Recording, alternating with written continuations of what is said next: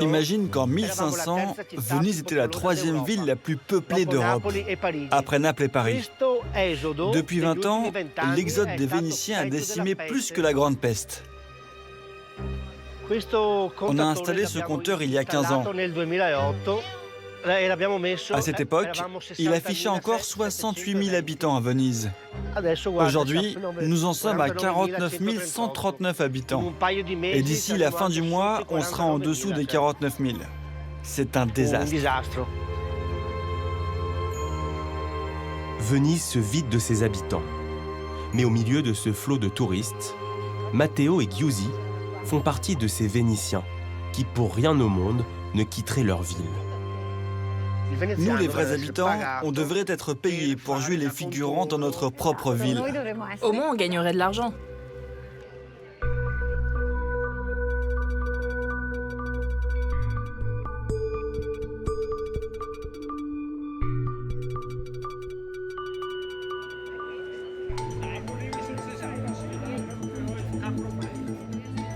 Bah tiens, le dimanche, comme toujours, c'est le chaos ici. C'est clair, c'est une armée de touristes. Ce n'est pas facile car à Venise, il y a vraiment peu d'espace. Et nous devons les partager avec des milliers de touristes chaque jour. Matteo Secchi est vénitien depuis des générations. Dans sa ville, il connaît chaque rue, surtout celle qu'il appelle les zones préservées, garanties sans touristes. C'est incroyable de voir comment en quelques mètres seulement vous sortez d'une rue pleine de monde, vous tournez au coin de la rue et 50 mètres plus loin, il n'y a plus personne. Et les touristes, ça, ils ne le savent pas. Mais nous, si. Tant mieux pour nous. Disons que de tous les quartiers de Venise, c'est celui-ci que j'aime le plus. Avec sa compagne, ils ont décidé de rester vivre ici. D'autres, leurs amis, leurs voisins, ont préféré partir. Maintenant, le nom le plus commun à Venise, c'est location touristique. Ce n'est plus Mario Rossi. Je me demande bien qui loue une maison en pensant que c'est local. Alors qu'il n'y a que des touristes ici. Et ça détruit complètement cette ville. On ne comprend pas ce nouveau tourisme. Au début, l'idée était d'aller dormir chez les locaux. Aujourd'hui, ici, ce sont des touristes qui dorment avec des touristes.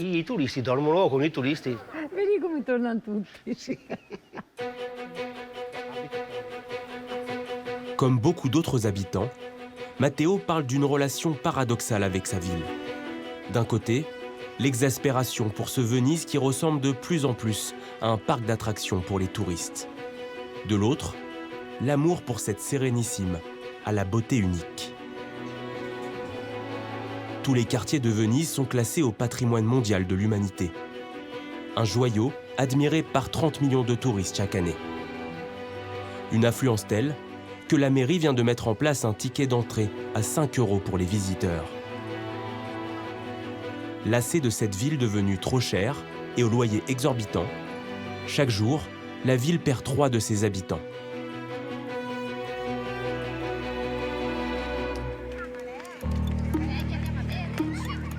Mais loin de la carte postale, il existe aussi un Venise plus populaire, celui des travailleurs et des familles. Comment ces irréductibles ont-ils décidé de rester et de lutter contre le tourisme de masse ?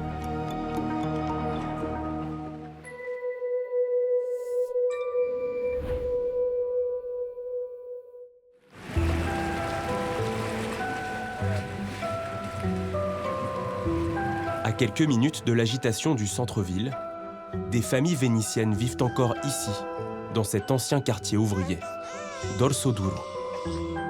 Je suis Chiara Buratti. J'habite à Venise avec mon mari, Jacopo, et ma fille Iris, qui a 5 mois. C'est pas moi qui fais la vaisselle aujourd'hui. Je m'en occupe. Allez, on va voir maman. Va bene.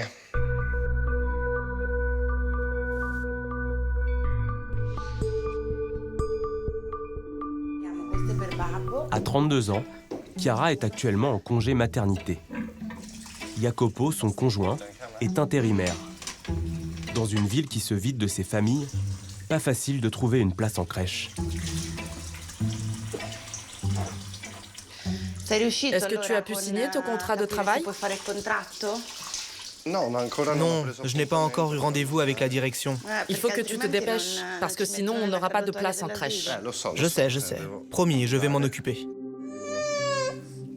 Tiens, tu peux jouer avec ça. Mais ensuite, tu dois faire une sieste. Si Chiara a fait le choix de s'installer à Venise, c'est surtout pour Jacopo. Ici, son mari a renoué avec son histoire familiale. L'histoire de ma famille, c'est une histoire très courante dans cette ville. Depuis l'après-guerre, à cause de la gentrification de Venise et d'une économie basée uniquement sur le tourisme, de nombreux Vénitiens ont dû fuir la ville. Mais 4 générations plus tard, nous revoilà. Moi et Chiara, nous sommes de retour. Et Iris est la première à être née de nouveau à Venise. Chiara et Jacopo sont devenus parents à Venise. Un symbole très fort pour ce couple. En résumé, c'est l'un des rares enfants qui est né à Venise. Ici, il y a à peine 300 naissances par an. C'était très important pour nous qu'Iris naisse ici. Ça te dit des pâtes aux lentilles? Oui, pour la petite, ce serait très bien. Voyons ce que nous avons. Tu sais comment cuisiner? Non. Mais tu me dis comment le faire et je le fais. C'est comme ça que je t'aime. Mais ce retour à Venise a un prix. Un appartement comme celui-ci coûterait 1 500 € par mois. Beaucoup trop cher pour cette famille. Pour rester, le couple a choisi d'être hors la loi. Depuis plus d'1 an, ils occupent illégalement ce 3 pièces. Pour ce délit, la mère de famille risque jusqu'à 2 ans de prison. Je sais bien que c'est illégal. Mais pour moi, le fait d'occuper cet appartement, de le restaurer et donc d'y vivre, c'est tout à fait légitime. Nous n'avions aucune alternative sur le marché de l'hébergement privé à Venise. Il est presque impossible d'obtenir un bail en règle dans cette ville. Il s'agissait d'une nécessité vitale pour nous, mais aussi d'une conviction, rester et se battre pour notre ville. Les occupations illégales sont une solution extrême. Mais comme Chiara, ils sont désormais des milliers de Vénitiens qui assument ce choix de vie. Sale la montagna, la pioggia, lo bagna, whisky cade giù, giù, giù. Le prix à payer pour vivre en ville ne s'arrête pas au problème du logement. Les petits commerçants, les pharmaciens, ont peu à peu disparu du paysage. De plus en plus de boutiques mettent la clé sous la porte parce qu'elles n'ont pas les moyens de payer les loyers qui sont aujourd'hui très élevés, ce qui conduit inexorablement à la fermeture des magasins de proximité. Ce matin-là, la jeune maman se rend dans ce magasin. Il résume à lui seul l'évolution de sa ville. Autrefois un théâtre majestueux, aujourd'hui, il s'est transformé en un supermarché.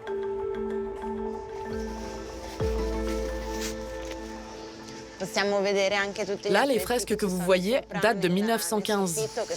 Elles ont été restaurées.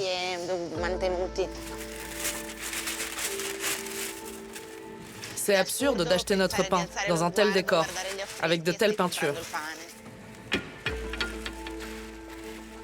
Comme de nombreux bâtiments publics à Venise, ce trésor du patrimoine local a été racheté par des entrepreneurs privés.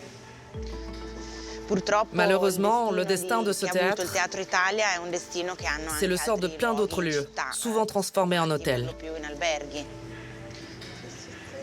Disons que vu de l'extérieur, Venise est encore un musée, alors qu'à l'intérieur, c'est le symbole du consumérisme effréné.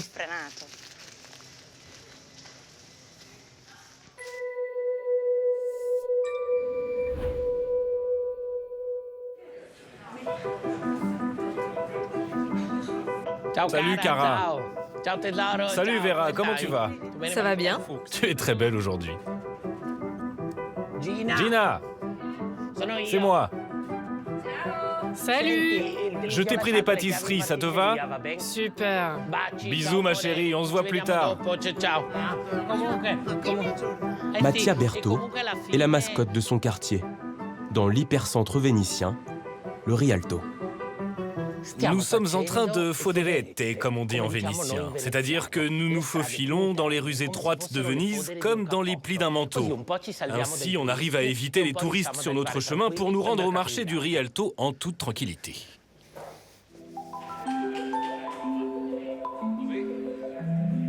Pour ce metteur en scène, Venise, côté coulisses, est une source d'inspiration permanente. Gianni, bonjour. Bonjour, Mattia. Pour écrire ses pièces de théâtre, Mattia récolte chaque jour des témoignages, des histoires de quartier où les commerçants et les artisans étaient encore nombreux. C'était Noël 1961? Exactement. C'est ton père? Oui, et ma mère. Ça, c'était l'étalage de mon père au marché Rialto. Oh, j'adore, c'est magnifique.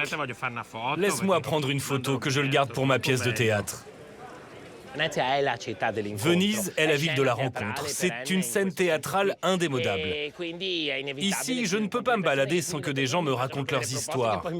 Ensuite, comme par magie, on les retrouve dans mes spectacles. Je suis fou de son histoire et celle de notre ville. Je te recommande de l'écrire 5 minutes. Merci, Gianni. 5, hein? Bien compris. Salut les gars, bon travail. Au revoir. Au revoir. En documentant l'histoire des habitants, Mattia raconte une autre Venise, loin des clichés, plus authentique.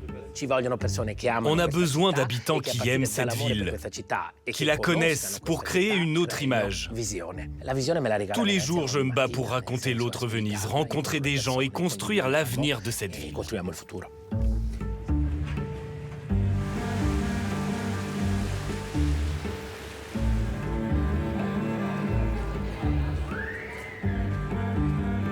Pour s'imaginer un avenir à Venise, Matteo a dû faire des sacrifices.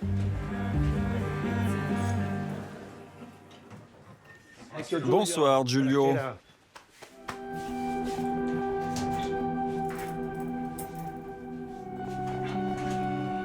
Il est minuit, il prend son service. Matteo travaille comme veilleur de nuit dans l'un des hôtels de la ville. Demain, il n'y a pas beaucoup de départs parce que c'est dimanche. Je vois. Il n'y a pas grand-chose à faire ce soir. C'est plutôt tranquille. C'est super.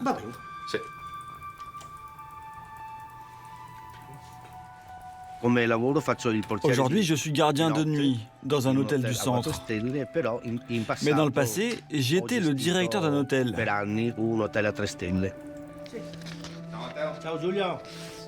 Je m'en sortais bien. Je gagnais entre 3 000 et 4 000 euros par mois. La propriétaire de l'hôtel a doublé mon loyer. J'ai tout abandonné, car je n'arrivais plus à m'en sortir.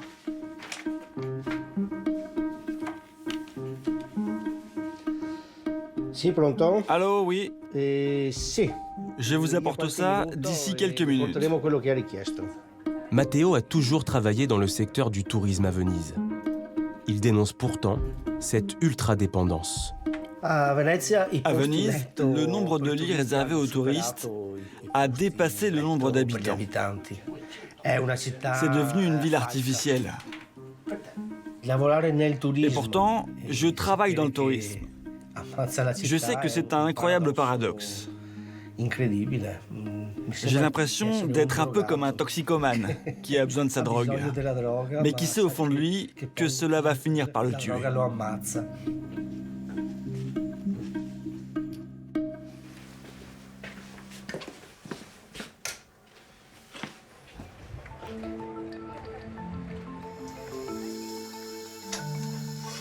Je mets toujours un peu de piment.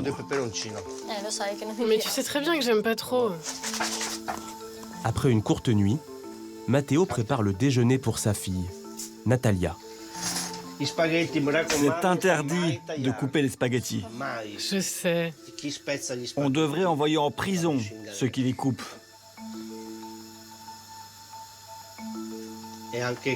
Et c'est la même chose avec ceux qui boivent un cappuccino l'après-midi.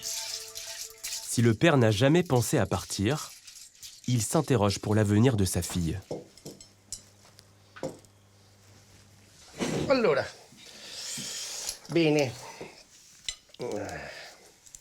Papa, pourquoi à Venise on ne trouve du travail que dans le secteur du tourisme? Parce que tu sais, Venise est une ville touristique et que toute l'économie est basée sur ça. Malheureusement ici, tu ne pourras travailler que dans le tourisme. J'aimerais que tu ailles à Bruxelles, moi. Que tu deviennes traductrice pour la communauté européenne. Après, toi, tu feras ce que tu veux. Hein. Ah, au fait, j'y pense. Il faudrait que tu me donnes le numéro de ton petit copain. Pourquoi? Parce que j'en ai besoin. Pour le déménagement. Parce que tous mes amis sont vieux et me disent « Non, je ne peux pas » ou « J'ai une sciatique ». Ils ont tous 50 ou 60 ans, tu sais. Elle va me manquer, cette maison.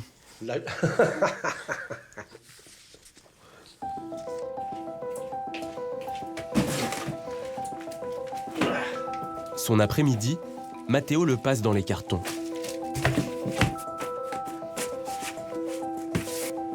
Le père et sa fille quittent cet appartement pour une autre location du centre-ville. C'est le 4e déménagement en 2 ans, avec à chaque fois le même objectif. Je déménage parce que j'ai trouvé un appartement plus économique. Il fait à peu près la même surface.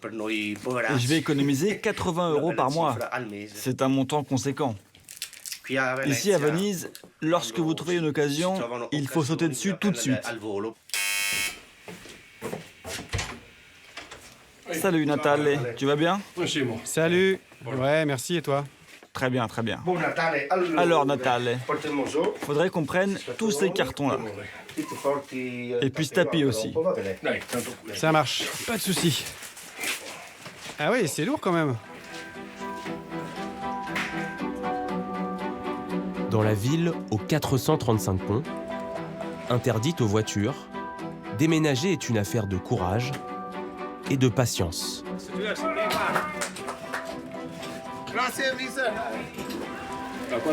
Ça va te prendre combien de temps pour déménager? Je pense qu'il me faudra un mois et demi, parce qu'il faut transporter tout pièce par pièce. Franchement, une entreprise de déménagement, c'est hors de prix. Et moi, je n'ai pas trop d'argent. Tu peux compter sur moi, sans problème. Les logements à Venise coûtent cher, c'est sûr. Et la vie n'est pas toujours simple ici. Mais je me dis que c'est le prix à payer pour ceux qui aiment vraiment cette ville, comme moi. Regarde, c'est là où j'emménage. Pas mal.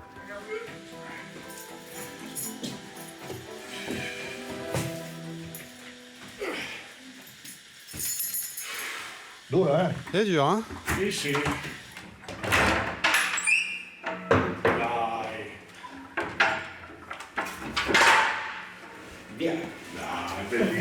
Magnifique.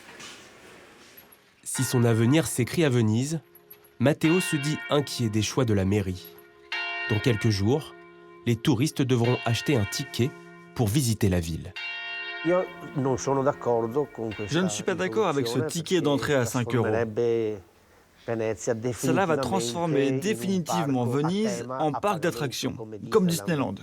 Donc tant qu'on ne fixe pas une jauge d'entrée maximum, ce ticket ne changera rien et il ne bloquera pas l'afflux de touristes. Moi, je ne suis pas contre les touristes. Ils ont évidemment le droit de venir visiter la ville, mais aussi le devoir de respecter les habitants et notre mode de vie. Regarde, il y a déjà une touriste qui nous prend en photo. Bonjour. C'est comme dans Roméo et Juliette.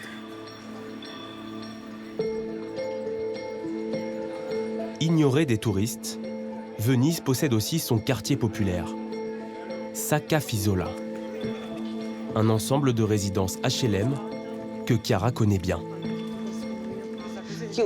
Ils sont tous condamnés. Fermés. Fermés, fermés. Avec d'autres Vénitiens, la mère de famille dénonce un scandale. Alors que les demandes d'appartements sociaux explosent, la ville compte pourtant plus de 2000 HLM vacants. Selon Chiara, un choix politique du maire conservateur de Venise. Dans ce quartier, sur 18 HLM, il y en a seulement 7 d'occupés. Ce sont les chiffres. Il y a des appartements qui méritent des rénovations, mais d'autres qui sont habitables tout de suite. Malheureusement, il s'agit d'un bon exemple du problème du logement social à Venise, c'est-à-dire des logements sociaux vides, laissés à l'abandon et qui se dégradent. Entretenir des appartements à Venise coûte cher. Donc pour la municipalité, il est plus rentable de les laisser vides, plutôt que de les restaurer et de les donner. Les appartements laissés à l'abandon par la mairie, Chiara et les membres du collectif les rénovent bénévolement. Électricité, plomberie, peinture, elle a déjà participé à une dizaine de réhabilitations.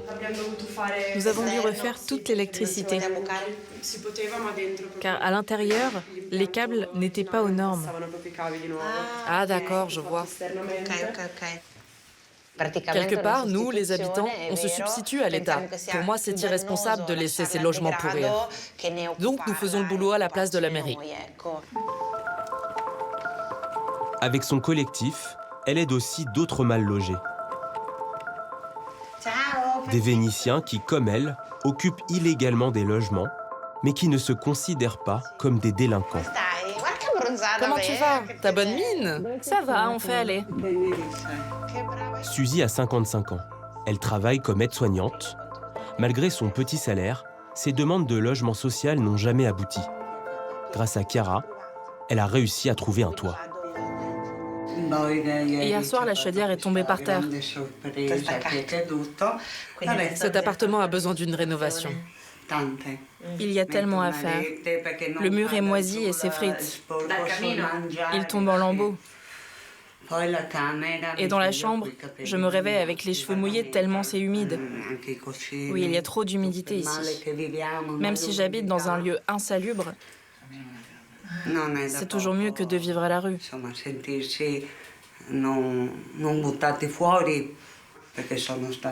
Parce qu'avant, j'étais dans des hôtels, des petits appartements.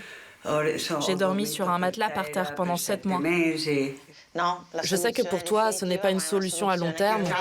J'ai 55 ans et maintenant que j'habite ici, je retrouve un peu de sérénité. C'est une bouffée d'oxygène. Ciao bella. Ciao Suzy. Ciao. Ciao cara. A presto. Eccoci qua. Aujourd'hui, ceux qui occupent illégalement un appartement sont des gens comme vous et moi.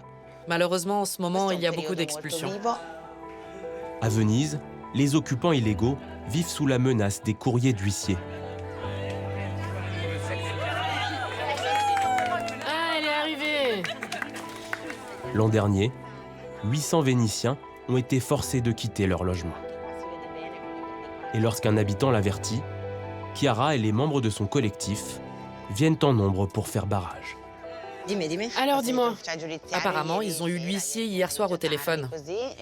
On ne sait toujours pas si ton expulsion va avoir lieu aujourd'hui.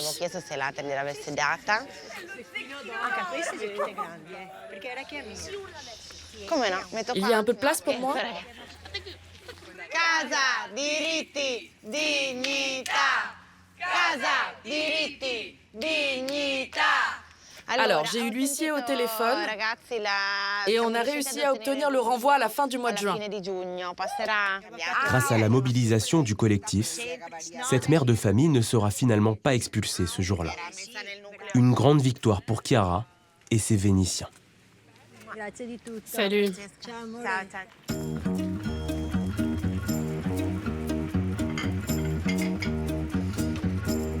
Si Mattia fait partie des rares Vénitiens qui sont restés dans le centre historique, c'est parce qu'il a la chance d'occuper gratuitement cet appartement familial. Oh, ecco, ciao tesoro. Stai bene? Dernier jour de travail avec son costumier, Ildo, avant la première de sa pièce de théâtre. Un spectacle joué exclusivement par des acteurs amateurs, tous vénitiens. Je trouve que nos acteurs sont très authentiques. Je dois dire qu'ils se sont beaucoup améliorés. Lors des ateliers d'écriture, les habitants parlaient beaucoup du rapport de Venise avec l'argent. Ils parlaient d'une ville dévorée par le profit, le surtourisme et qui perdait son authenticité. Dans sa dernière pièce de théâtre, Mattia a décidé de convoquer une figure du passé. Shakespeare, l'auteur du Marchand de Venise. J'ai choisi de remettre au goût du jour le personnage du marchand de Venise. Parce que depuis toujours, Venise est une ville marchande. Shakespeare l'avait compris à l'époque, et aujourd'hui encore, nous voulons raconter cette relation toxique entre la ville et l'argent. Ce théâtre de la citoyenneté, pour moi, c'est l'occasion de réunir des citoyens qui ont un point de vue critique sur leur ville.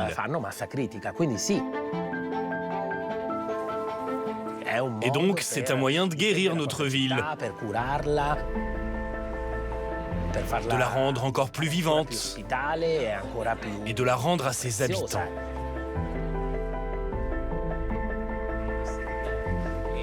Allez, on occupe l'espace. Pour le metteur en scène, le casting de ses acteurs devait être à l'image des habitants de sa ville. Les personnes qui travaillent avec moi ne sont pas des acteurs, ce sont des citoyens, ce sont des gens qui veulent jouer ensemble, des personnes qui veulent s'impliquer dans la construction culturelle de leur ville. Retraités, étudiants ou commerçants, ils jouent leur propre rôle. J'ai une question pour vous. Venise est-elle en péril ? Ce que je trouve honteux, moi, c'est que les carnavals des années 80 qui étaient ouverts à tous, une fois que la mairie a compris que c'était lucratif, ils se sont mis à privatiser les spectacles, les retirant ainsi aux Vénitiens. Et maintenant, ils vendent les places 500, voire même 600 €. Et encore, je suis sympa. Il faut vraiment qu'il y ait un changement de cap dans cette ville. Il faut une plus grande attention aux besoins des résidents. L'éducation, la santé, la culture. Et arrêter de miser sur le tourisme qui nous détruit. Alors, il nous reste très peu de temps avant la représentation sur la scène du théâtre Goldoni.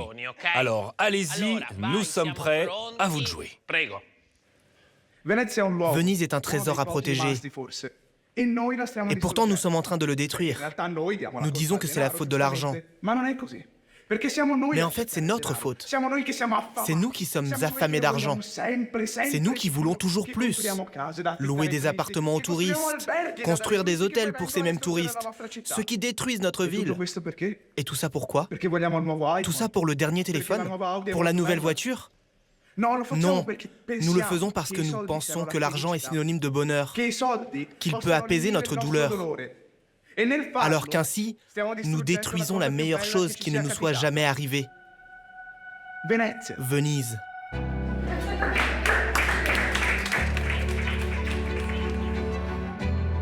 Comme un symbole, la pièce sera jouée dans le plus ancien théâtre de la ville, le Goldoni. Mattia y espère un public de Vénitiens, mais aussi des touristes. Une manière de réunir par la culture les deux Venises. Soit nous inventons un moyen de créer une communauté, de penser à la ville de demain collectivement par la culture et la politique, soit on garde cette vision individualiste et mercantile, et la perle de l'Adriatique cessera de briller.